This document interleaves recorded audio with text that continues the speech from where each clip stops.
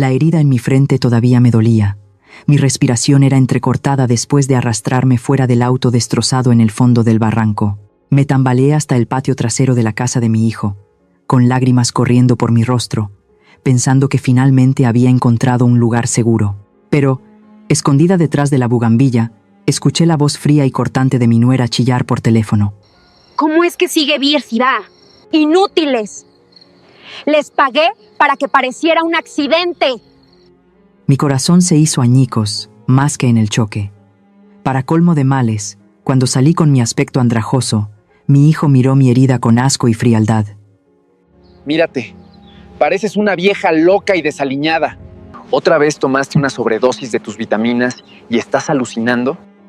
La risa burlona de la pareja resonó en el silencioso jardín, destrozando la última pizca de confianza de una madre que había sacrificado toda su vida por su hijo.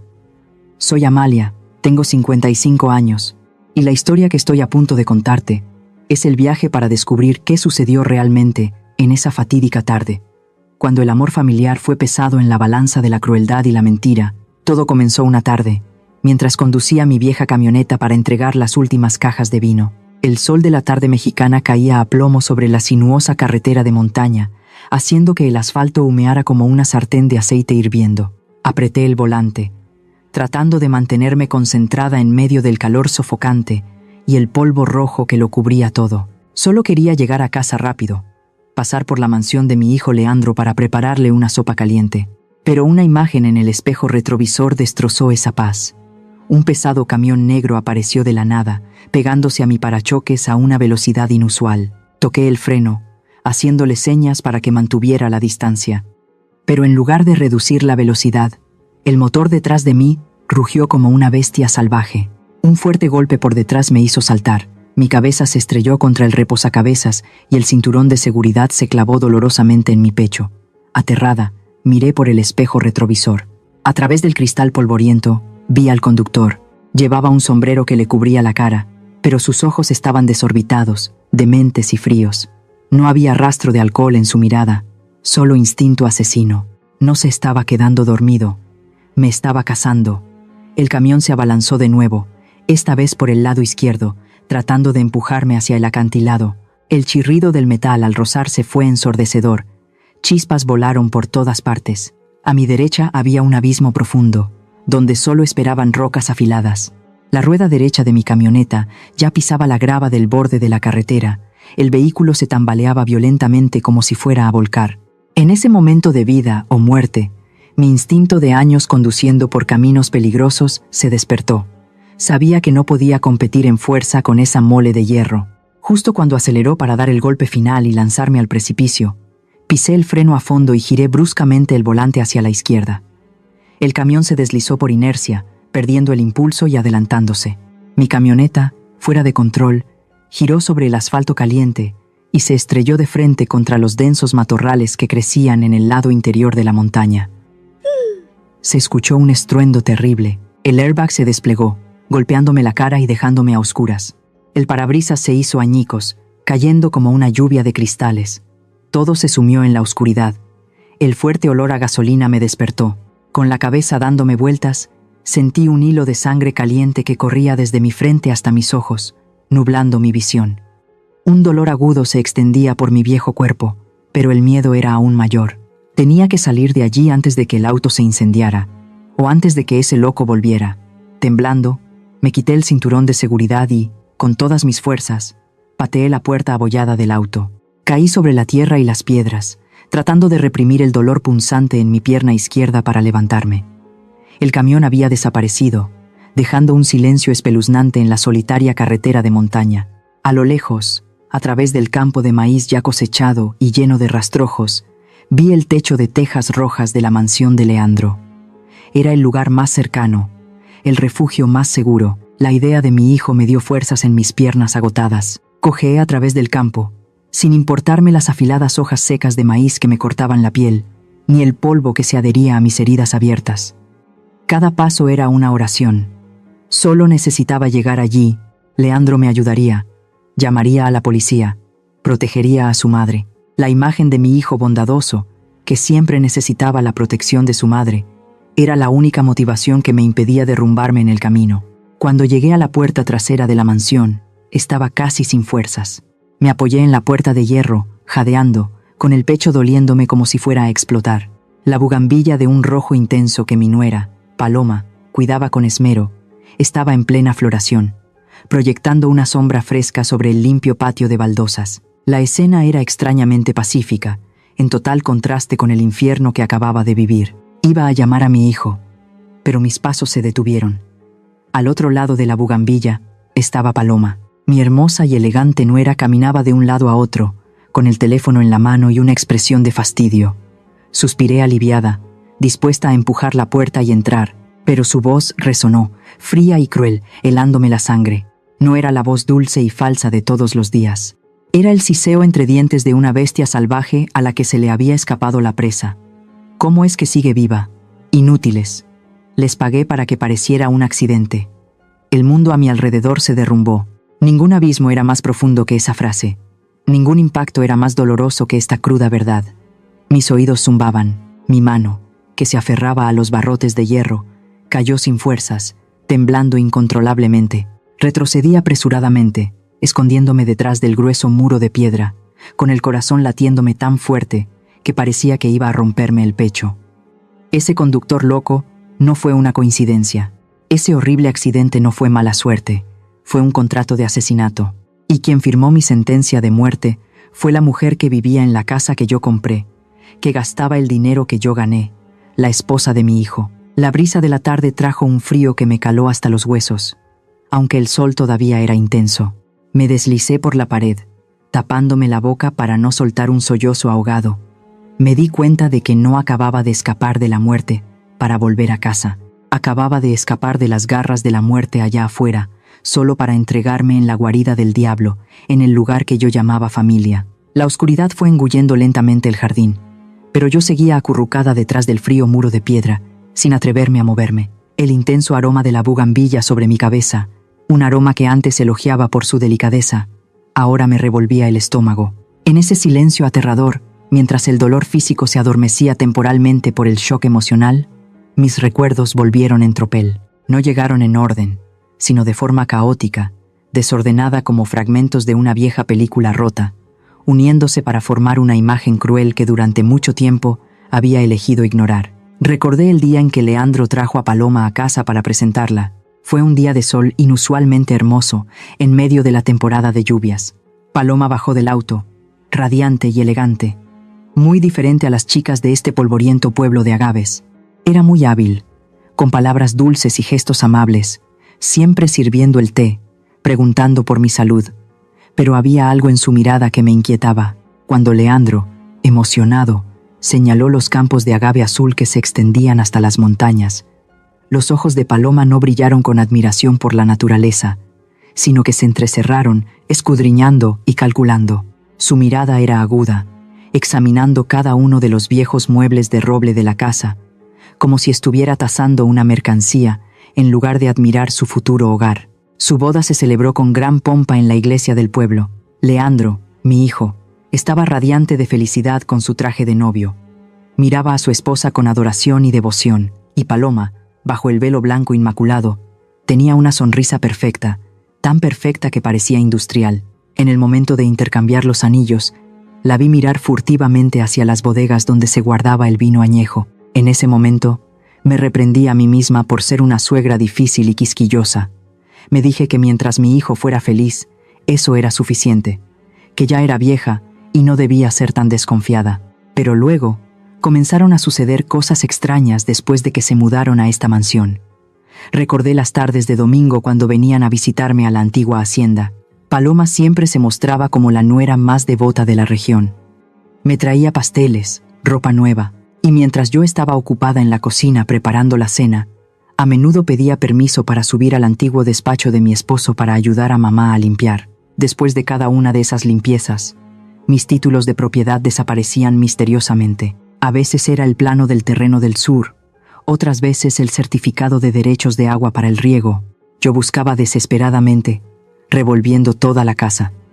En esos momentos, Leandro suspiraba y me miraba con lástima. Mamá, Otra vez lo dejaste en cualquier parte. Ya estás vieja. Es normal que tu memoria falle. Le creí a mi hijo. Creí que realmente me estaba volviendo senil. Empecé a tener miedo de mi propia memoria. Tenía miedo de convertirme en una carga, de olvidar el rostro de mi difunto esposo. Y entonces aparecieron las pastillas azules. Fue un regalo que Paloma trajo de un viaje a la ciudad. Me tomó la mano con ternura. Su voz era dulce como la miel. Mamá, he notado que últimamente olvidas mucho las cosas y te cuesta dormir. Estas son las mejores vitaminas para los nervios. Le pedí a un amigo que me las trajera del extranjero. Recuerda tomarlas todos los días. Son muy buenas para la gente mayor.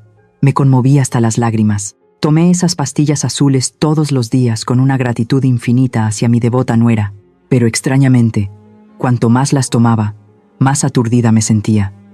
Dormía todo el día. Mis extremidades estaban tan débiles que no quería levantarlas, y mi memoria empeoraba cada vez más. Había días en que me sentaba en el porche mirando los campos de agave sin recordar si ya los había regado o no. Me volví ingenua, lenta y completamente dependiente de mi hijo y su esposa. Cada vez que me quejaba del cansancio, Paloma me acariciaba el hombro y susurraba: «Es solo un signo de la vejez. Mamá, tú descansa. Nosotros nos encargaremos de todo en la hacienda». Y así, poco a poco, fui cediendo el control de la hacienda. Firmé los poderes que Leandro me traía, a veces sin siquiera leerlos bien porque mi vista estaba borrosa y mi mente aturdida por las pastillas. Pensé que le estaba dando el poder a mi hijo para que se hiciera cargo de la familia. No tenía idea de que estaba firmando mi propia sentencia de despojo. Ahora, sentada en la oscuridad, cuando la última pieza del rompecabezas, la cruel frase «¿Cómo es que sigue viva?», encajó en su lugar. La imagen completa se reveló con una claridad dolorosa. No había tal senilidad. Ninguna enfermedad de la vejez llega tan rápida y devastadoramente. Todo era una farsa. Las desapariciones de los documentos eran para que ellos conocieran los límites de las tierras y los aspectos legales. Esas pastillas azules no eran vitaminas, sino un veneno para adormecer mi razón, para convertirme en una anciana despistada y fácil de manipular. La devoción de Paloma durante todo este tiempo no era más que una fachada brillante para ocultar su malvado plan de apoderarse de la hacienda de Agaves, el trabajo de toda la vida de mi esposo y mío. Dios mío, qué ingenua fui. Usé el amor de una madre para justificar todas sus acciones sospechosas. Me engañé a mí misma para mantener la llamada paz familiar. Tenía miedo de ofender a mi nuera, miedo de poner a mi hijo en una situación incómoda, así que elegí callar y tragarme mis sospechas. Me apoyé en el frío muro de piedra, respiré hondo, tratando de contener el dolor que me desgarraba el pecho y mis piernas agotadas. Si Dios me había salvado del abismo, no tenía por qué morir consumida en esta oscuridad, con mi aspecto andrajoso, como un fantasma que acababa de salir del infierno, con la ropa rota y manchada de barro y una costra de sangre seca en la frente. Salí de detrás de la bugambilla. El taconeo de Paloma sobre las baldosas cesó de repente. Se dio la vuelta. En el momento en que nuestras miradas se encontraron, el tiempo pareció detenerse. Vi cómo sus pupilas se dilataban al máximo. Su rostro perfectamente maquillado se puso pálido como el papel, sin una gota de sangre. Me miró fijamente, como si estuviera viendo a un muerto viviente. El brazo que sostenía el teléfono cayó a su costado. El moderno teléfono se estrelló contra las duras baldosas. Se escuchó un sonido agudo. La pantalla se hizo añicos, al igual que la falsedad que envolvía esta casa. Paloma balbuceó. Sus labios temblorosos no podían articular palabra. «Mamá, usted». Justo en ese momento, la gran puerta de cristal del salón se abrió de par en par. Leandro, mi hijo, salió corriendo al escuchar el fuerte ruido. Vio a su esposa petrificada y luego se volvió para verme a mí. Su rostro cambió de color. Corrió aterrorizado a sostenerme al ver a su madre en un estado tan lamentable. «Mamá, Dios mío, ¿qué te pasó?» «Sangre. Estás sangrando mucho», gritó Leandro, con la voz quebrada por el miedo. Me rodeó los hombros con el brazo. Su mano temblorosa tocó la herida de mi frente. Aparté su mano, sin darle tiempo a preguntar nada más. Con todas mis fuerzas, señalé con mi dedo lleno de polvo a Paloma, que seguía allí de pie como una estatua. «Pregúntale a tu esposa. Pregúntale por qué tu madre está así». Mi voz era ronca pero firme, resonando en el silencioso jardín. Leandro se volvió desconcertado para mirar a su esposa.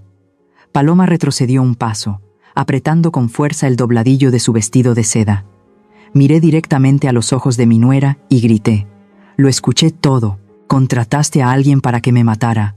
Ese camión loco, ese conductor, todo fue planeado por ti. ¿Qué acabas de decir por teléfono? ¿Cómo es que sigue viva, verdad? Querías que muriera para que pareciera un accidente, para quedarte con toda la hacienda. La cruda verdad revelada congeló el aire. Leandro estaba atónito. Dejó caer los brazos, mirando a su esposa con una expresión de total confusión. Paloma, tú.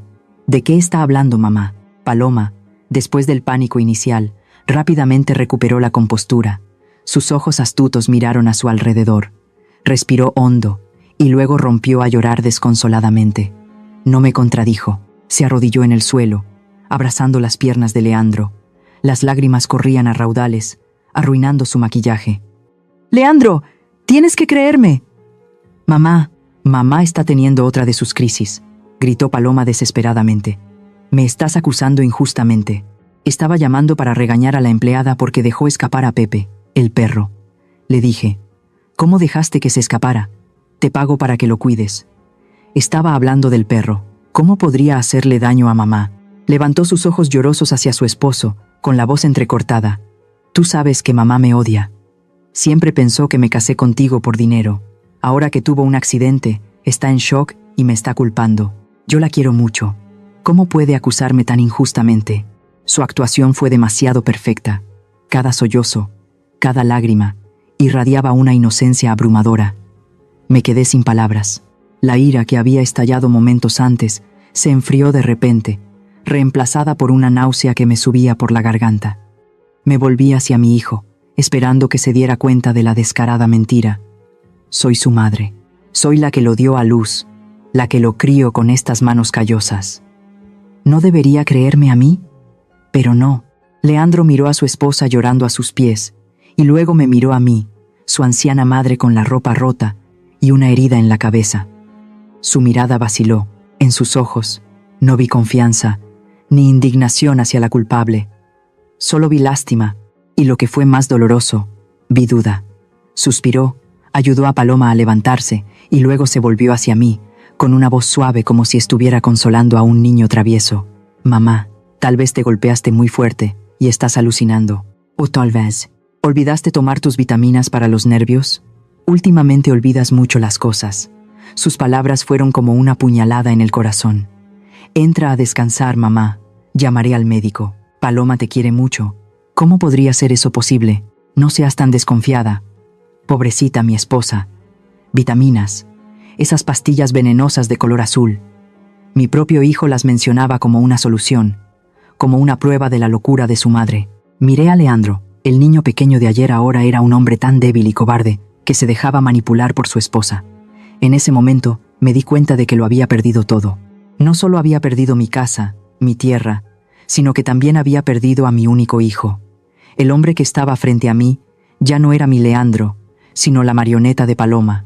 El dolor físico ahora no era nada comparado con el dolor del abandono. La profunda decepción me impidió derramar una sola lágrima más.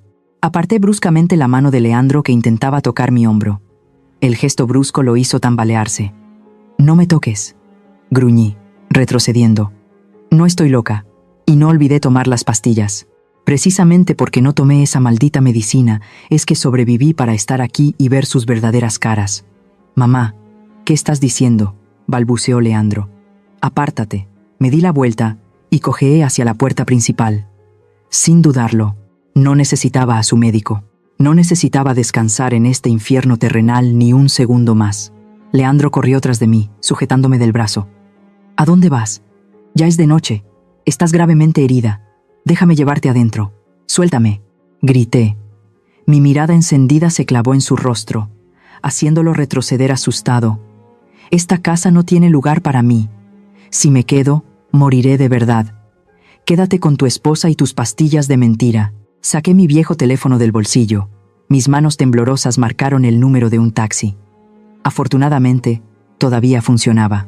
Me quedé sola en medio de la calle principal, bajo la pálida luz de las farolas, esperando que un auto desconocido viniera a recogerme, dejando atrás la lujosa mansión y a mi hijo que me miraba impotente. El taxi se detuvo bruscamente.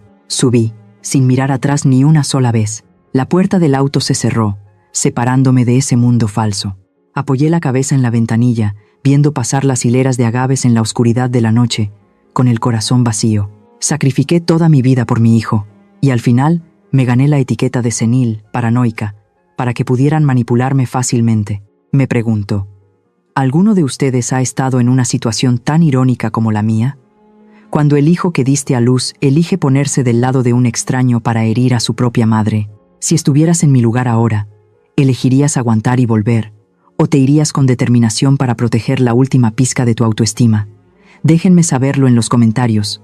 No estoy sola en esta lucha. El taxi me dejó frente a la puerta de mi vieja casa, cuando ya era muy tarde. Este era el lugar al que había pertenecido toda mi vida antes de mudarme con mi hijo, y ahora se había convertido en mi último bastión de refugio. Le pagué al conductor, abrí apresuradamente la reja. Mis manos temblorosas hacían que el manojo de llaves tintineara en el silencio. Tan pronto como entré, cerré la puerta de golpe, asegurando todos los cerrojos. Aún sin sentirme segura, arrastré el pesado armario de roble para bloquear la entrada principal. Mi corazón seguía latiendo con fuerza en mi pecho. Sentía como si miles de ojos me acecharan desde afuera, en la oscuridad de las espinosas hileras de agave. Corrí a mi habitación. Busqué debajo de la cama una larga caja de madera cubierta de polvo. Dentro estaba el viejo rifle de caza de 2 cañones que mi esposo había dejado. Nadie lo había tocado en años. El olor acre a pólvora me hizo extrañarlo profundamente. Revisé las municiones. Todavía quedaban 2 balas. Abracé el rifle con fuerza. Me acurruqué en el viejo y raído sillón del salón, sin apartar la vista de la puerta principal. Era lo único que podía protegerme en este momento, si ese conductor loco venía a buscarme. Bajo la tenue luz amarilla, traté de calmarme para buscar ayuda. La primera persona en la que pensé fue Federico. Él era el abogado de la familia desde que mi esposo vivía, un hombre íntegro y conocedor de la ley. Federico era el único que tenía una copia del testamento original y los títulos de propiedad que aún no le había entregado a Leandro. Marqué su número. Mis manos temblorosas sostenían el teléfono contra mi oído. El tono de llamada sonó una y otra vez. «Por favor, contesta, Federico», susurré en una oración, pero solo me respondió la voz automática de la operadora informando que el número no estaba disponible. Volví a llamar una segunda, una tercera vez, pero el resultado fue el mismo. Más tarde me enteré de que estaba en un viaje de trabajo en las montañas del norte, donde la señal de teléfono era intermitente. La decepción me hizo querer rendirme. Estaba completamente sola en esta lucha desigual. Justo cuando estaba más desesperada, alguien llamó a la puerta. Toc, toc, toc. Me sobresalté. Apreté con fuerza la culata del rifle. Un sudor frío me corrió por la espalda. ¿Quién podría ser a estas horas? ¿Serían ellos? ¿Paloma había enviado a alguien para silenciarme para siempre? ¿Amalia? ¿Estás en casa? Vi la luz encendida. Una voz familiar llegó desde afuera. Solté un largo suspiro, sintiendo como si me hubieran quitado una tonelada de encima. Era Carmela. Carmela era mi vecina más cercana, mi hermana con la que iba a la iglesia todos los domingos por la mañana durante décadas. Habíamos compartido secretos de mujeres, rezado juntas a los pies de la Virgen de Guadalupe y envejecido juntas en esta tierra árida. Rápidamente, aparté el armario de madera y abrí un poco la puerta. Carmela estaba allí, sosteniendo una olla de sopa caliente envuelta en un paño de tela. Me miró con horror mi aspecto andrajoso, mi cabello revuelto y la costra de sangre seca en mi frente. «Dios mío, Amalia, ¿qué te ha pasado?», exclamó Carmela, casi dejando caer la sopa. No pude contenerme más, la hice entrar y cerré la puerta con llave. Al ver el rostro familiar y bondadoso de Carmela, el muro de defensa que había construido a mi alrededor se derrumbó por completo. Rompí a llorar, abrazándola como una niña que encuentra a su madre. «Carmela, quieren matarme. Mi nuera quiere matarme». Llevé a Carmela al sillón, sin soltar el rifle. En medio de sollozos ahogados, le conté todo. Le hablé del camión negro y agresivo en la carretera de montaña, de la mirada demente del asesino, del giro del volante que me salvó la vida. Le conté la cruel llamada telefónica de Paloma, que escuché bajo la bugambilla, y el cruel abandono de Leandro. Carmela escuchó, con los ojos muy abiertos, haciéndose la señal de la cruz una y otra vez. Me tomó la mano con fuerza. Su mano cálida me transmitió un poco de calor humano en medio de la fría noche. No puedo creerlo, exclamó Carmela indignada. Esa víbora. Supe desde el principio que no era una buena mujer. ¿Cómo se atreve a hacerle algo tan terrible a su suegra? Con razón la he visto últimamente con unos tipos extraños en el pueblo. La empatía y la ira de Carmela me consolaron enormemente. Al menos, en este mundo todavía había alguien que me creía, alguien que estaba de mi lado. Me sequé las lágrimas. Recuperé un poco la calma. Mi voz se volvió firme. No me voy a quedar de brazos cruzados, Carmela. Mañana iré a la comisaría a denunciarlos. No tengo una grabación, pero tengo esto. Saqué del bolsillo un pequeño papel arrugado. En él había una serie de números garabateados que había logrado memorizar justo después de escapar del auto destrozado.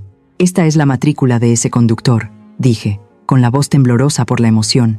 Cuando me estaba acorralando, vi la matrícula en el espejo retrovisor. Aunque intentó ensuciarla, todavía recuerdo claramente los últimos 3 números. La policía solo necesita buscar los camiones de la zona y lo encontrarán. Carmela tomó el papel. Entrecerró los ojos para ver bien los números bajo la tenue luz. Asintió repetidamente, con una expresión de determinación. Así es. Esta es la prueba más importante. Eres muy valiente, Amalia. Recordar la matrícula en esa situación. Carmela dejó el papel sobre la mesa.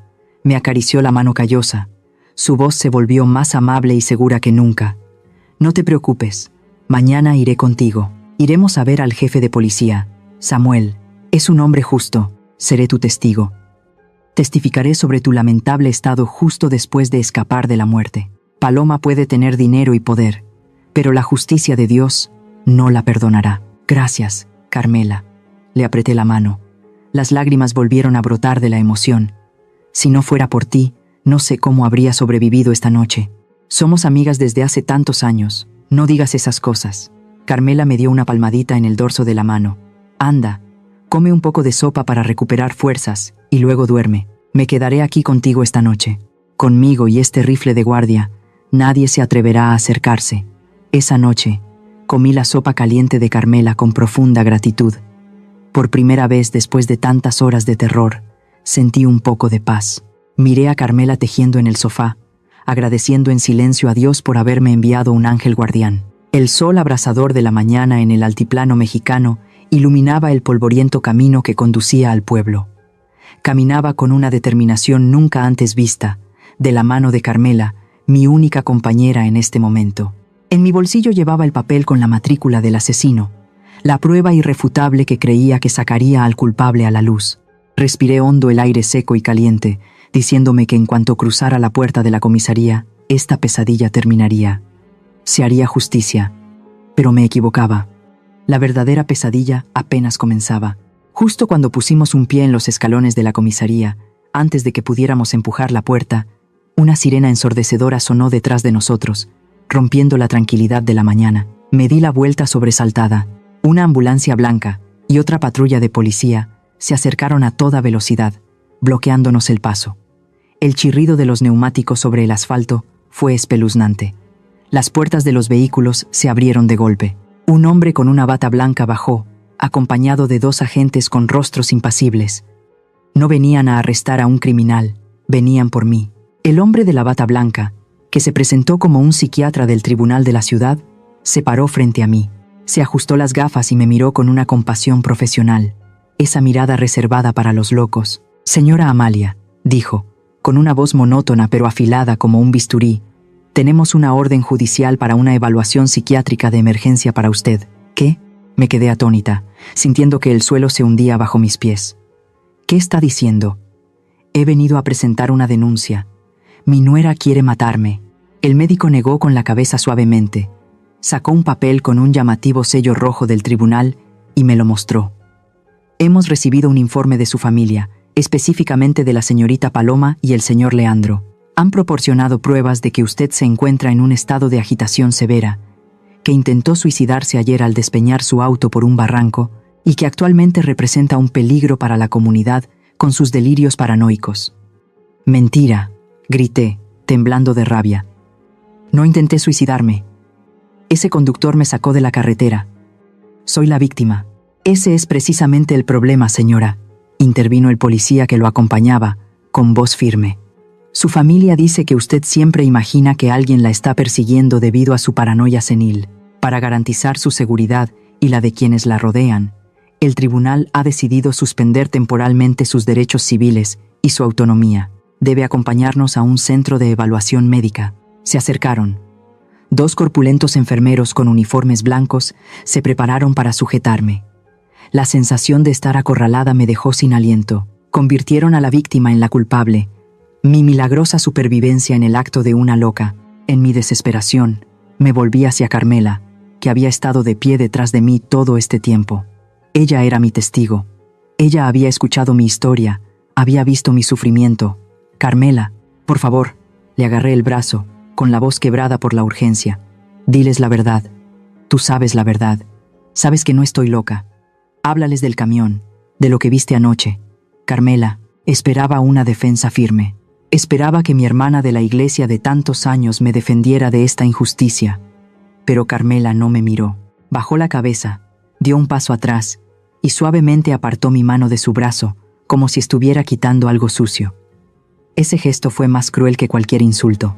Y entonces, mi mirada se detuvo en las manos de Carmela. Sus manos, generalmente ásperas por la jardinería, ahora acariciaban un bolso de cuero negro brillante. Era un bolso de diseñador caro, nuevo, que todavía olía a cuero. El broche dorado brillaba bajo el sol, deslumbrándome. Conocía bien la situación de Carmela. Vivía de una pequeña pensión, y ni ahorrando toda su vida podría permitirse un bolso así. En ese instante, el tiempo pareció detenerse. El latido de mi corazón pareció ahogar todos los demás sonidos a mi alrededor. Lo entendí todo. No fue una coincidencia. Ninguna bondad llega de forma natural en medio de la noche. Carmela me había traicionado. Anoche, cuando vino a visitarme, no fue por amistad vecinal. Vino a espiar. Escuchó todo mi plan, vio el papel con la matrícula y, lo más importante, me localizó para informar a Paloma. El bolso en su mano era el precio de mi libertad. Paloma la había sobornado, convirtiendo a mi mejor amiga en una informante. Carmela, susurré, con la voz rota. ¿Por qué? Carmela no levantó la cabeza, pero vi que sus hombros temblaban ligeramente. Murmuró algo entre dientes, tal vez una oración o una disculpa tardía, y luego se dio la vuelta y se alejó rápidamente hacia la acera, dejándome sola en medio del cerco de batas blancas e impasibles. «Llévensela», ordenó el médico. 2 enfermeros se abalanzaron para sujetarme. Luché, grité los nombres de Leandro, de Paloma, maldije esta vil traición, pero la fuerza de una anciana que acababa de sufrir un accidente no era rival para ellos. Una aguja fría se clavó en mi brazo. El potente sedante se extendió rápidamente por mis venas. Mi cabeza daba vueltas. Mis párpados pesaban como plomo. La imagen del cielo azul de México se volvió borrosa, distorsionada. Me metieron en la ambulancia. La puerta se cerró de golpe, encerrándome en la oscuridad. No me llevaron al hospital. La ambulancia se dirigió directamente a la mansión de Leandro. Me llevaron a la antigua habitación de invitados del primer piso, que había sido convertida en una celda de lujo. Las ventanas estaban clavadas y reforzadas con rejas recién soldadas. Todos los objetos afilados habían sido retirados. Me quitaron el teléfono. La habitación apestaba a desinfectante y a nardos, la flor que más odiaba porque me recordaba a los funerales. 2 enfermeras desconocidas, corpulentas y taciturnas, vigilaban la puerta día y noche. Su trabajo no era curar mis heridas, sino obligarme a tomar puñados de pastillas de colores a sus horas y asegurarse de que no pudiera salir de la habitación. Me dejé caer en la cama. El sedante paralizaba mi cuerpo, pero no podía apagar el odio que ardía en mi alma. Miré el techo blanco, sintiendo como si una mano invisible me estuviera apretando el cuello, impidiéndome respirar. Impotente, desesperada, había caído en la trampa perfecta que mi nuera había tendido. Una trampa tejida con dinero, leyes y la traición de mis seres más cercanos. La puerta se cerró de golpe, convirtiendo la habitación en una prisión de lujo. Pero lo que más me heló la sangre no fue la orden judicial, ni los guardias que vigilaban afuera, fue la cabeza gacha y la mirada esquiva de Carmela, mi hermana de la iglesia de tantos años, la persona en la que confié mi vida. Al final no pudo resistir el peso del dinero y la codicia. Pensé que a mi edad, cerca de la tumba, la lealtad era lo más valioso. ¿Me equivoqué? ¿Y ustedes, alguna vez han confiado plenamente en alguien, solo para recibir una puñalada por la espalda tan dolorosa como esta? Compartan sus historias en los comentarios. El tiempo en esta celda de lujo pasaba de forma monótona e indefinida. El día era como la noche, solo rodeada por la luz blanca de las lámparas y el fuerte olor a desinfectante. Pero en contraste con mi apariencia demacrada y ausente, que deliberadamente mostraba a las enfermeras, mi mente estaba más alerta que nunca. Cada vez que la enfermera regordeta de rostro impasible me traía las medicinas, yo abría la boca obedientemente, dejaba que la pastilla azul se deslizara y luego fingía tomar un gran sorbo de agua. Pero en cuanto se daba la vuelta, escupía la pastilla a escondidas, la envolvía en un pañuelo o la enterraba profundamente en la tierra de la maceta de cactus que había en un rincón. Pobre planta, tan resistente por naturaleza, ahora comenzaba a marchitarse, amarillenta por absorber el veneno en mi lugar. Al verla, comprendí aún más la crueldad que mi nuera me estaba mostrando. Interpreté muy bien el papel de una anciana senil. Me sentaba inmóvil durante horas en el sillón, con la mirada perdida en el vacío, murmurando frases sin sentido. Esta actuación hizo que la vigilancia de los guardias se relajara gradualmente, y lo más importante, me permitió observar todo. Noté que Paloma ya no tenía el aire de triunfo y arrogancia del primer día que me encerró aquí. Últimamente, cada vez que pasaba a ver cómo me estaba muriendo lentamente, su rostro mostraba una tensión evidente. La gruesa capa de maquillaje no podía ocultar las ojeras bajo sus ojos. A menudo regañaba a las enfermeras sin motivo, y con frecuencia la oía gritar por teléfono en el pasillo sobre dinero, sobre enormes sumas que el banco le estaba exigiendo. Parece que quedarse con mi fortuna no era tan fácil y sencillo como ella pensaba. Una noche, llovió a cántaros. Las lluvias torrenciales típicas del altiplano mexicano caían con fuerza. Los truenos retumbaban como si quisieran rasgar la noche, sacudiendo incluso los sólidos marcos de las ventanas. Las enfermeras de guardia, confiadas en que la tormenta y mi estado sedado me mantendrían tranquila, bajaron a la cocina a tomar café caliente. Estaba acostada, inquieta, escuchando la lluvia azotar los muros de piedra, cuando de repente oí un ruido extraño. Clac, chirrido. Era el sonido del viejo pestillo de la ventana siendo forzado desde afuera. Contuve la respiración. Permanecí inmóvil. Mi mano se deslizó bajo la almohada y agarró con fuerza el crucifijo de plata, la única arma que me quedaba. La ventana se abrió un poco. Una figura oscura y empapada entró, trayendo consigo el frío y un fuerte olor a barro. La figura temblaba, cerró la ventana a trompicones y luego se arrodilló en el suelo mojado. Cuando un relámpago iluminó el rostro del intruso, casi grité. Era Carmela, la mujer que me había traicionado, la que había cambiado décadas de amistad por un bolso de diseñador. Ahora estaba arrodillada frente a mí, en un estado lamentable. Su cabello estaba pegado a su cabeza por la lluvia, su ropa manchada de barro, y su rostro estaba pálido de miedo. Al verme sentada en la cama, con los ojos bien abiertos y completamente despierta, no sedada, Carmela se sobresaltó y luego rompió a llorar. Se arrastró hasta mi cama, juntando las manos en oración como si se estuviera confesando ante una imagen de la Virgen. Amalia, perdóname. Por favor, perdona a esta mujer despreciable, sollozó Carmela, su voz ahogada por el ruido de la lluvia. Miré a mi antigua amiga, sin sentir la más mínima compasión, solo una fría satisfacción. No dije nada, solo la observé en silencio, esperando la siguiente escena de su drama. Carmela, entre lágrimas, confesó todo en un estado de pánico total. Admitió su cobardía. Tal como yo había sospechado, Paloma la había sobornado, pero lo que Carmela no esperaba era la naturaleza de usar y tirar de mi querida nuera. Me engañó, Amalia. Carmela apretó los dientes. Las lágrimas mezcladas con la lluvia corrían por sus mejillas. Me prometió una gran suma de dinero para reparar mi techo, y el bolso era solo un adelanto. Pero después de que te llevaron, fui a buscarla para pedirle el dinero, y me dio la espalda. Carmela contó que Paloma no solo no le pagó, sino que también ordenó a sus guardaespaldas que la echaran como a un perro sarnoso. Se rió en su cara, diciéndole que era cómplice, una calumniadora, y que si se atrevía a decir una sola palabra de la verdad, la metería en la cárcel junto con Amalia. Incluso, Paloma la amenazó con hacerle daño a su nieto que estudiaba en la ciudad. Tengo mucho miedo, Amalia. No me atrevo a ir a la policía por miedo a sus represalias. Mi conciencia me está matando. No he podido dormir en días. Cada vez que cierro los ojos, veo tu mirada de ese día. Sé que me equivoqué. Fui codiciosa. Fui estúpida. Al escuchar las confesiones de Carmela, esbocé una sonrisa amarga. El karma llega rápido. Paloma, esa víbora, no respeta a nadie. Si la familia no significaba nada para ella, mucho menos una vecina codiciosa. La traición de Carmela fue castigada por la misma persona a la que sirvió de rodillas. Miré a Carmela temblando en el suelo. El desprecio me invadió. Quería echarla de inmediato.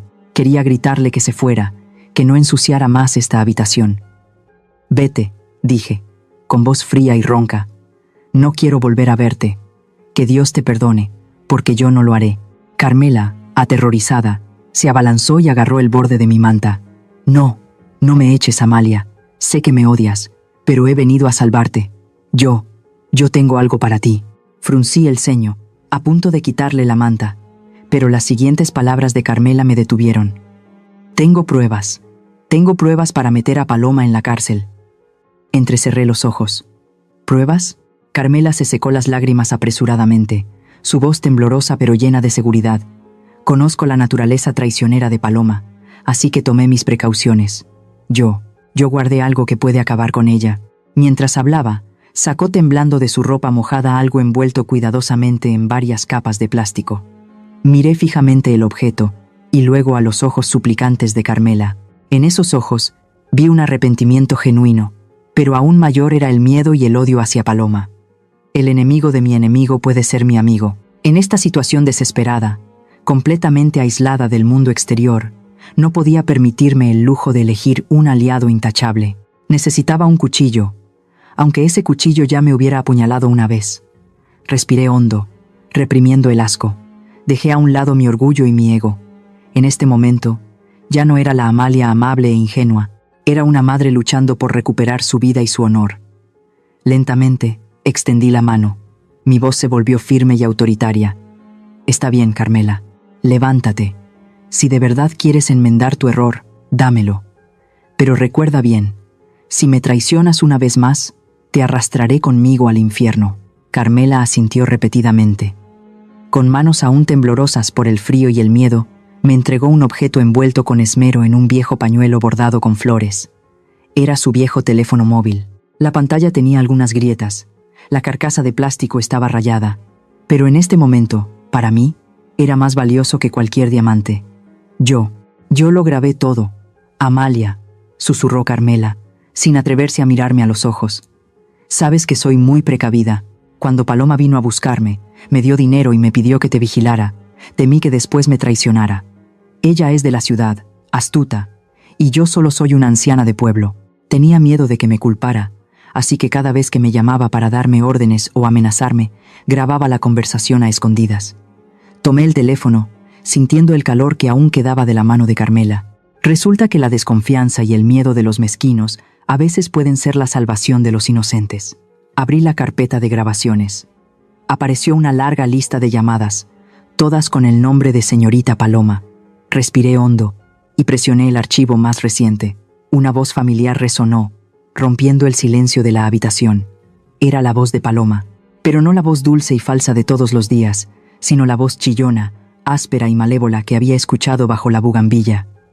«¿Qué estás haciendo que tardas tanto, Carmela? Te dije que vigilaras a esa vieja las 24 horas del día. Cuando esté muerta, te pagaré el resto del dinero para que arregles tu casa». Apreté el teléfono con fuerza. Reproduje otro fragmento. «Ese médico ya recibió mi dinero. Le escribirá un diagnóstico de esquizofrenia paranoide a la vieja. Tu trabajo es actuar bien el papel de la vecina afligida. No dejes que nadie sospeche. Si abres la boca, enviaré a Iván a visitarte. Ya sabes lo buen conductor que es. Casi manda a la vieja al barranco. También puede hacer lo mismo contigo». La sangre me hirvió. Cada palabra de Paloma era como una daga envenenada clavada en mi corazón. No solo quería matarme, sino que también había sobornado a un médico, amenazado a un testigo y montado un escenario perfecto para hacerme pasar por loca. Escuché la grabación de su conversación con el conductor, Iván. Su voz era escalofriantemente fría. «Choca de frente. Haz que parezca un accidente por pérdida de control. Asegúrate de que esté muerta antes de irte». Apagué el teléfono y se lo devolví a Carmela. El temblor de la ira había desaparecido, reemplazado por una calma aterradora. Mi corazón, ya destrozado, ahora estaba remendado con una capa de acero frío, Ya no era la Amalia débil que lloraba y suplicaba compasión. Era la dueña de esta hacienda, y cobraría cada una de las deudas. «Lo hiciste bien, Carmela», dije, con voz grave y firme. «Guarda bien este teléfono. Es el seguro de vida para ambas». Esa noche no dormí. Carmela y yo planeamos el día siguiente. Ella se escondería en el gran armario de roble del rincón, esperando la oportunidad de ayudarme a contactar con el mundo exterior.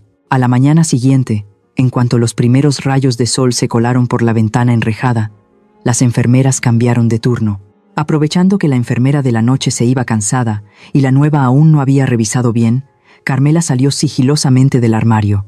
Me dio el teléfono. Marqué el número de Federico. Esta vez, el teléfono sonó solo 2 veces antes de que alguien contestara. Federico al habla.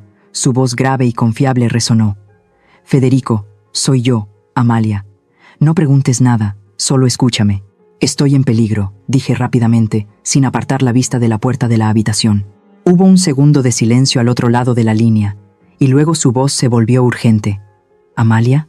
Me enteré del accidente y de que estabas enferma. Acabo de llegar. Iba a visitarte esta mañana, pero los guardias me detuvieron. ¿Qué está pasando?» Le conté la situación brevemente, sin omitir ningún detalle. Luego puse el altavoz y reproduje la grabación de Paloma para que Federico la escuchara. Al terminar, Federico exclamó indignado: «Dios santo, qué vil. Amalia, cálmate. Actuaré de inmediato. Tengo un viejo amigo, el inspector de policía Samuel, uno de los pocos hombres honestos de este pueblo. Con esta prueba podemos darle la vuelta a la situación. Haz lo que tengas que hacer, Federico. Arresta a ese conductor. Se llama Iván». Paloma lo mencionó en la grabación. «Entendido. Aguanta un poco más. Cuídate, Amalia». La llamada terminó. Carmela se metió rápidamente en el armario al oír pasos en el pasillo. Escondí el teléfono bajo la almohada. Me acosté, me tapé hasta el pecho y fingí estar profundamente dormida. Las siguientes horas transcurrieron en una espera tensa y asfixiante. Me quedé quieta, contando los latidos de mi corazón, cada tic-tac del reloj de la pared. Afuera, la vida continuaba, pero yo sabía que Federico y el inspector Samuel estaban desatando una tormenta silenciosa. Al mediodía, cuando la enfermera entró con la bandeja de la comida, el teléfono bajo mi almohada vibró suavemente. Esperé a que se fuera y luego me atreví a sacarlo. Era un mensaje de voz de Federico. Me pegué el teléfono al oído. El corazón me latía con fuerza. «Amalia, buenas noticias». La voz de Federico sonó, con un toque de emoción. El inspector Samuel y su equipo actuaron muy rápido. Con la grabación y el número de teléfono de Paloma, localizaron al conductor Iván. Se estaba escondiendo en una pensión miserable en las afueras, preparándose para huir a otro estado. Contuve la respiración y seguí escuchando. Cuando la policía irrumpió, estaba drogado y completamente sorprendido. Samuel le hizo escuchar la grabación de la voz de Paloma. Se dio cuenta de que su jefa lo había traicionado, que lo habían usado como un peón, y se derrumbó por completo. Ante la promesa del inspector de ser indulgente si cooperaba, Iván lo confesó todo. Admitió que Paloma fue la autora intelectual, que lo contrató para fingir el accidente. Incluso reveló el lugar donde recibió el dinero y los mensajes de texto con las instrucciones de ella. Las lágrimas brotaron de mis ojos, pero esta vez eran lágrimas de alivio. Finalmente, la verdad salía a la luz. El nombre de Iván, el hombre de los ojos dementes que me había atormentado en mis pesadillas, ahora era la llave de mi libertad. Federico continuó. Samuel tenía pruebas suficientes para solicitar una orden de arresto de emergencia para Paloma, pero lo detuve. Quiero que hagamos algo más grande, Amalia. Necesitamos desenmascararla frente a todos, para que no pueda negarlo, para que no pueda usar su dinero para silenciar a los medios. Sonreí, una sonrisa fría pero llena de satisfacción. Federico me entendía. No solo quería que arrestaran a Paloma, quería que mi honor fuera restaurado en el mismo lugar donde fue pisoteado. Le envié un breve mensaje a Federico. «Prepárense, estoy lista para la función final». Guardé el teléfono, me senté y me acerqué a la ventana. Afuera, la lluvia había cesado. Los rayos de sol volvían a brillar sobre el jardín, evaporando los charcos. La bugambilla roja se mecía con el viento, tan hermosa y altiva.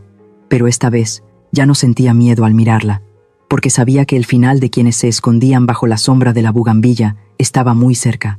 La alegre música de mariachi y el tintineo de las copas resonaban desde el gran salón, atravesando el grueso suelo de madera y llegando hasta mi celda de lujo. Hoy, Paloma daba una fiesta, no una reunión íntima, sino una gran celebración para anunciar la tutela de mis bienes y el proyecto de venta de la hacienda de Agaves a una corporación inmobiliaria extranjera. Me paré frente al espejo, ajustándome el vestido. Ya no era la anciana senil con un pijama andrajoso. Ahora llevaba un vestido de terciopelo negro bordado con hilo de oro, el traje de ceremonia más elegante de una matriarca de una antigua familia de productores de agave. Me recogí el pelo canoso en un moño alto y orgulloso, adornándolo con el broche de ébano que mi esposo me regaló en nuestro aniversario de bodas. Mis ojos en el espejo ya no estaban inyectados de sangre por el miedo, sino tranquilos y profundos como un lago antes de la tormenta. El teléfono de Carmela vibró en mi bolsillo. Un mensaje de Federico. Ya estamos en la puerta. Baje, señora. Respiré hondo y abrí la puerta de la habitación. Los guardias que vigilaban habían sido reducidos por los hombres de Federico.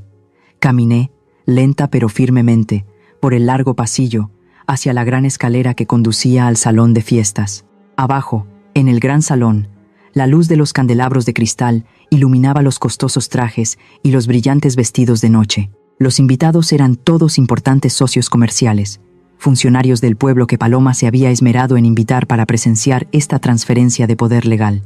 En el escenario, lujosamente decorado con miles de nardos, estaba Paloma, radiante y triunfante. A su lado, Leandro, mi hijo, tenía la cabeza gacha. Sostenía una copa de vino con manos temblorosas. Parecía pequeño y patético, como una sombra junto al deslumbrante resplandor de su esposa. Paloma levantó su copa de vino tinto. Su voz, entrecortada por la emoción, resonó a través del micrófono. Damas y caballeros, hoy es un día agridulce para nuestra familia. Mi suegra, la respetable señora Amalia, debido a su avanzada edad y a una cruel enfermedad mental, ya no está en condiciones de administrar esta hacienda. Aunque nos duele mucho, mi esposo y yo nos vemos obligados a tomar las riendas. Hizo una pausa, secándose una lágrima falsa, y luego continuó con voz decidida. Para asegurarnos de que mi madre reciba el mejor tratamiento posible, hemos decidido vender una parte de las tierras. En ese momento, le hice una seña a los hombres de Federico. La pesada puerta de roble del gran salón se abrió de par en par. Una ráfaga de aire frío entró, apagando las velas de las mesas. Todas las miradas se dirigieron a la entrada principal. Entré, no agaché la cabeza, no me encogí. Caminé con la cabeza en alto, mi vestido de terciopelo negro rozando ligeramente el suelo de mármol con autoridad. A mi lado no iban médicos ni enfermeras, sino el abogado Federico con un grueso maletín de documentos en la mano, y el inspector de policía Samuel con su impecable uniforme, la mano apoyada casualmente en la funda de su pistola. El bullicio se silenció de repente. La música se detuvo. Solo se oía el eco de mis pasos, marcando un ritmo constante en el silencio mortal de la sala. Paloma palideció. La copa en su mano tembló, derramando vino que manchó su vestido blanco inmaculado como una mancha de sangre. Balbuceó. El micrófono en su mano emitió un chillido agudo. «Usted, ¿qué hace aquí? Seguridad. ¿Dónde está la seguridad? ¿Cómo la dejaron salir?» Se volvió hacia Leandro y le gritó. «¿Qué estás haciendo? Lleva a tu madre a su habitación ahora mismo. Está teniendo una crisis».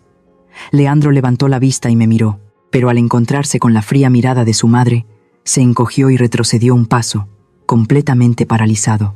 No le dirigí ni una sola mirada a Paloma. Subí directamente al escenario, frente a cientos de ojos atónitos. Los guardias de seguridad intentaron detenerme, pero el inspector Samuel levantó la mano para detenerlos. La autoridad de la policía impidió que nadie se moviera. Paloma entró en pánico. Se abalanzó para quitarme el micrófono, pero yo fui más rápida. Se lo arrebaté de las manos y la empujé hacia atrás con una fuerza que ni yo misma sabía que tenía. Me paré en medio del escenario, mirando a la multitud de abajo, a los que esperaban ver un buen espectáculo. No grité, no insulté. Mi ira se había solidificado en un bloque de acero frío. «Disculpen por interrumpir la fiesta». Mi voz resonó, grave y clara, sin temblar. «Mi nuera tiene razón. Hoy es el día de la verdad, pero no la verdad sobre mi enfermedad, sino la verdad sobre su carácter». Dicho esto, saqué el viejo teléfono de Carmela y con calma conecté el cable al sistema de altavoces del salón que Federico ya había preparado. Paloma pareció reconocer el teléfono. Su rostro se quedó sin sangre. Intentó abalanzarse para arrancar el cable. «Apáguenlo, no la escuchen, está loca», pero Samuel se interpuso rápidamente. Su mirada afilada era una advertencia. Presioné el botón de reproducción. Toda la sala contuvo la respiración. Un sonido de estática se escuchó por un momento, y luego la voz venenosa y chillona de Paloma resonó desde los 4 altavoces, tan clara como si estuviera gritando al oído de todos. «Esa vieja es más dura que una cucaracha». Le dije a Iván que la matara. Los murmullos comenzaron a escucharse abajo. Paloma se quedó petrificada, se tapó la cabeza con las manos, sacudiéndola como si quisiera negar ese sonido. La grabación continuó, cruel y cruda. «Vigílala de cerca. No dejes que se comunique con nadie. Cuando venda la tierra, te daré el resto del dinero para que arregles tu casa. Tenemos que hacer que parezca que está realmente loca. Asegúrate de que se tome las pastillas a tiempo. Ese medicamento le atrofiará el cerebro rápidamente». Cada palabra era como una bofetada en la cara de los elegantes invitados presentes. Miraron a Paloma con asco y miedo. Los socios comerciales comenzaron a negar con la cabeza, a susurrar y a dirigirse hacia la puerta. Paloma se derrumbó en el suelo del escenario, sin rastro del orgullo de una anfitriona. La máscara de devoción y moralidad que tanto se había esforzado por mantener, se había hecho añicos, revelando a un demonio codicioso y cruel. Apagué la grabación. Desconecté el cable. La sala se sumió en un pesado silencio. Miré a Paloma temblando a mis pies, y luego a Leandro, que estaba de pie como una estatua, con el rostro desencajado. No sentí satisfacción, solo sentí un inmenso vacío. El precio de esta verdad era demasiado alto, pero al menos, aquí mismo, bajo las luces brillantes, el honor de mi familia y mi inocencia habían sido limpiados. La grabación terminó, dejando un silencio mortal que se apoderó de todo el lujoso salón. Los elegantes invitados, los socios comerciales con sus costosos trajes, todos estaban atónitos. Luego, como un enjambre de abejas alborotado, comenzaron los susurros y los comentarios, cada vez más fuertes. Las miradas que antes admiraban y envidiaban a Paloma, ahora se tornaron en desprecio y horror, como si vieran una plaga. Leandro estaba allí, petrificado, su rostro pálido como el de un muerto. Sus manos temblaban tanto que no pudo sostener la copa de vino que tenía. Se escuchó un golpe seco. La copa de cristal cayó al suelo de mármol y se hizo añicos. El vino tinto oscuro se derramó, manchando la alfombra blanca inmaculada como una mancha de sangre fresca. Se volvió para mirar a su esposa, la mujer hermosa y elegante que una vez adoró, por la que se había enfrentado al mundo entero. Ahora se revelaba como un monstruo codicioso bajo las luces del escenario. En los ojos muy abiertos de Leandro, vi el colapso de una fe ciega. Paloma ya no pudo mantener su falsa compostura. Al ver las miradas de desprecio dirigidas hacia ella, soltó un grito agudo y salvaje. Se abalanzó sobre mí, con las uñas afiladas extendidas para arrebatarme el micrófono, sus ojos inyectados de odio. «Cállate, vieja desgraciada. Apaga esa cosa ahora mismo». Pero antes de que pudiera tocar mi ropa, el inspector Samuel y otros 2 policías se abalanzaron sobre ella. Las manos firmes de la justicia la inmovilizaron rápidamente, torciéndole los brazos a la espalda. Se escuchó un clic frío. Las esposas brillantes aseguraron las muñecas de Paloma en el escenario, ante la mirada de cientos de personas. Luchó, gritó, maldijo. Su elegante vestido de noche estaba desaliñado, su maquillaje corrido por las lágrimas y el sudor. La imagen de la nuera devota y elegante había desaparecido por completo. Solo quedaba una criminal enloquecida por la desesperación. «Llévensela», ordenó el inspector Samuel con firmeza. Mientras la policía se llevaba a Paloma a través de las mesas, ella se volvió para mirar a Leandro, gritando pidiendo ayuda. «Leandro, haz algo, sálvame. Soy tu esposa. ¿Qué haces ahí parado? Cobarde». Los gritos de Paloma se fueron apagando hasta desaparecer tras la gran puerta, dejando a Leandro solo en el desolado escenario. La multitud comenzó a dispersarse. Todos querían abandonar esa escandalosa fiesta lo antes posible. En ese momento, Leandro pareció despertar de su estupor. Miró a su alrededor y vio a su madre de pie, silenciosa y majestuosa con su vestido de terciopelo negro. Sus piernas cedieron. No caminó, sino que se arrastró hasta mis pies, cayendo de rodillas en el charco de vino tinto derramado. Leandro se aferró al dobladillo de mi vestido, sollozando, el llanto de un niño perdido que acaba de encontrar a su madre. pero también el llanto de un cobarde que acaba de darse cuenta de un error irreparable. «Mamá, mamá», balbuceó Leandro. Las lágrimas empapaban mi falda. «Lo siento. De verdad no sabía nada. Ella me engañó. Dijo que estabas enferma, que todo lo que hacía era por tu bien. Te juro por Dios que no sabía que quería matarte. Perdóname, mamá». Miré a mi único hijo, el hijo que había llevado en mi vientre, por el que había derramado cada gota de sudor en los espinosos campos de agave para criarlo y convertirlo en un hombre. Ahora, al verlo arrodillado a mis pies, tan humillado y débil, mi corazón se encogió. Debería haberme sentido satisfecha, debería haberme sentido consolada al ver a mi hijo volver a pedir perdón. Pero no, en ese momento solo sentía una inmensa tristeza. No me agaché para ayudarlo a levantarse como siempre.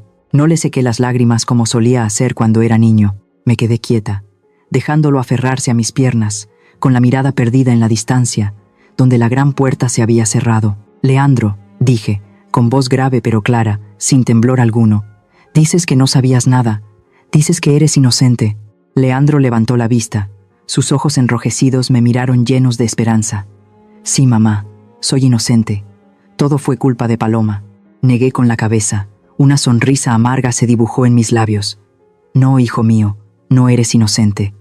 Mis palabras dejaron a Leandro atónito. «Tu debilidad fue la mayor cómplice de esta tragedia». Lo miré directamente a los ojos.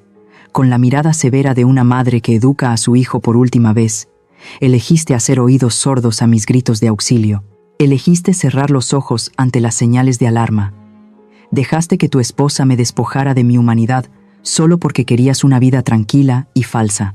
Si me hubieras creído una sola vez, si hubieras tenido el criterio de un hombre de familia, tu esposa no habría caído tan bajo en el pecado». Leandro bajó la cabeza. Sus hombros temblaban violentamente. Cada una de mis palabras era como sal en la herida abierta de su corazón. «No te culpo por no saber.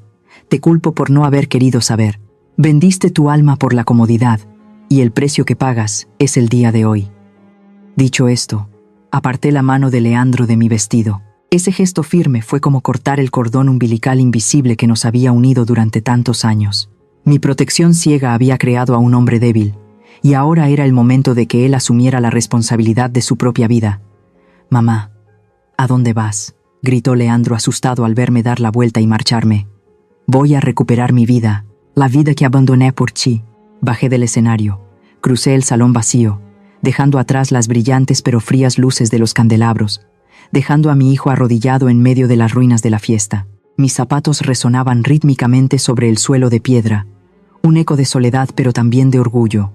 La gran puerta se abrió, el aire fresco de la noche entró. Salí, llenando mis pulmones con el olor a tierra, a plantas y a libertad. El dolor seguía ahí, sordo y punzante, pero sabía que toda herida sana con el tiempo. Había perdido a un buen hijo, pero me había encontrado a mí misma, la Amalia fuerte de esta tierra de agaves. Las campanas de la iglesia del pueblo resonaban, graves y melodiosas, desvaneciéndose lentamente en el aire puro del atardecer del altiplano. Me senté en mi mecedora familiar en el porche, sintiendo el calor de los últimos rayos de sol que caían como miel sobre mis hombros. Frente a mí, los campos de agave azul se extendían hasta el horizonte. Sus hojas afiladas como espadas se erguían orgullosas bajo el cielo rojizo. Ha pasado un año desde que la tormenta emocional arrasó mi vida, y ahora todo ha vuelto a su calma natural. Después de la fiesta de la verdad de aquel año, con la ayuda inestimable del abogado Federico y las pruebas irrefutables del inspector Samuel, recuperé oficialmente el control total de mis bienes y de la hacienda de agaves de la familia. Paloma recibió la sentencia que merecía por sus crímenes. Los días en que usaba el dinero y la mentira para manipular a los demás terminaron tras las rejas. Cuando se la llevaron, no sentí alegría, solo alivio porque la oscuridad realmente había desaparecido de aquella bugambilla roja. No usé esa fortuna solo para vivir para mí. Fundé una fundación de asistencia legal llamada Verdad de Plata, un lugar que ofrece asesoramiento y protege los derechos de los ancianos que han sido estafados o abandonados por sus propios familiares. No quiero que nadie más experimente la sensación de impotencia y asfixia en su propio hogar como yo lo hice. Unos pasos suaves resonaron en el suelo de madera, trayendo consigo el aroma de una taza de té de hierbas caliente. «Aquí tiene su té, señora Amalia». Tomé la taza de manos de Carmela. Ella estaba allí, silenciosa y humilde con su impecable uniforme de ama de llaves. Nuestra relación ahora es puramente profesional. No puedo olvidar la puñalada por la espalda que me dio, pero tampoco puedo negar que su desconfianza me salvó la vida.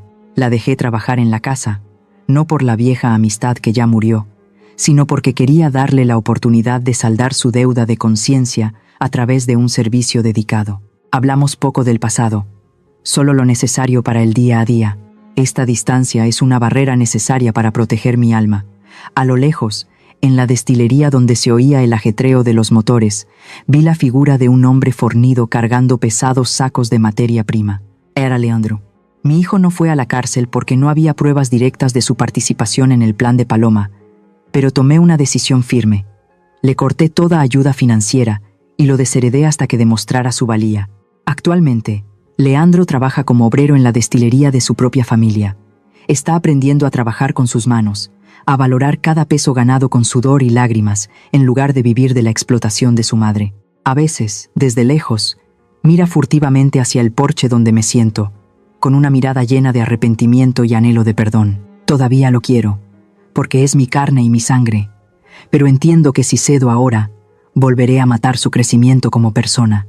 Dejarlo valerse por sí mismo es la mayor misericordia que puedo ofrecerle. Tomé un sorbo de té amargo y sentí una paz extraña. Aprendí la lección más cara que la vida puede dar.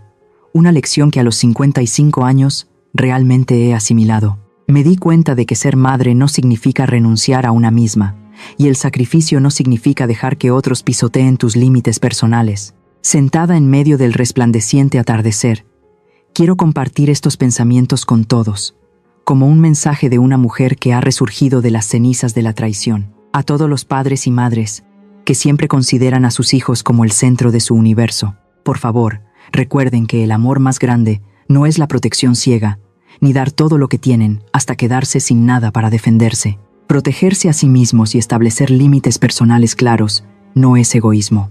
Es la forma de preservar su dignidad y enseñar a sus hijos a respetar a los demás. Nunca firmen papeles que no entiendan. Y nunca dejen que nadie, ni siquiera el hijo que dieron a luz, les quite su autonomía. Solo pueden proteger a los demás cuando ustedes mismos están firmes sobre sus propios pies. A los hijos que ya tienen su propia familia, su papel es el de un equilibrista. Su pequeña familia es el hogar que deben cuidar. Pero la familia de origen, donde están sus padres ancianos, es la fuente de la vida. No ignoren el dolor de sus padres por complacer a su pareja o por su propia debilidad. La lealtad a la pareja nunca debe construirse sobre la falta de respeto y la crueldad hacia quienes les dieron la vida. Un buen esposo o una buena esposa nunca les pedirá que elijan entre ellos y su madre. Sean conscientes para no convertirse en cómplices silenciosos de planes codiciosos. Sobre la codicia y la naturaleza humana, he visto cómo destruye una familia más rápido que cualquier tormenta. El dinero y el estatus son solo cosas materiales, pero si dejan que les ciegue, los convertirán en monstruos solitarios. Paloma lo tenía todo, pero su codicia sin límites la hizo perder su libertad y su honor. El egoísmo puede traer victorias a corto plazo, pero dejará un páramo emocional que ninguna cantidad de dinero puede compensar. Y finalmente, para aquellos que están a punto de entrar o ya están en una relación familiar, constrúyanla sobre la base de la sinceridad y el respeto, no sobre el aprovechamiento o el cálculo de beneficios. Mírense a los ojos con comprensión, no miren sus bolsillos para valorar el afecto familiar. Una familia solo es verdaderamente un hogar cuando cada miembro se siente seguro y amado por lo que es. La oscuridad bajo la bugambilla roja de aquel entonces ha desaparecido por completo. Ahora, frente a todos, está una Amalia independiente y orgullosa. Ya no temo los susurros, ni las pastillas venenosas, ni los planes malvados. Vivo mis años dorados bajo el sol, donde soy dueña de mi propia vida, en medio de los campos de agave azul y el sonido pacífico de las campanas de la iglesia. Creo que por muy cruelmente que la vida te arroje al abismo, mientras no te rindas, la luz de la justicia y la autoestima te guiarán de regreso. Ámate lo suficiente para que nadie pueda volver a herirte. No estoy sola, y tú tampoco. La historia que acabas de escuchar ha sido modificada en los nombres de los personajes y lugares para proteger la identidad de los involucrados. Compartimos esta historia no para juzgar a nadie, sino con la esperanza de que en algún lugar alguien se detenga a reflexionar. ¿Cuántas madres están sufriendo en silencio en sus propios hogares? Honestamente, me pregunto, si estuvieras en mi situación, ¿qué harías? ¿Callarías para mantener la paz o alzarías la voz y lucharías por recuperar tu voz? Me encantaría conocer tu opinión sobre esta historia en mi canal o cualquier sugerencia que nos ayude a mejorar nuestro contenido. Dios siempre bendice a los valientes y realmente creo que el coraje nos llevará a días mejores. En este momento, dejaré las 2 historias más populares del canal en la pantalla final. Creo que te sorprenderán. Gracias por quedarte conmigo hasta este momento. Si esta historia te ha llegado al corazón, por favor, dale me gusta, suscríbete al canal y activa la campana de notificaciones para no perderte lo que está por venir.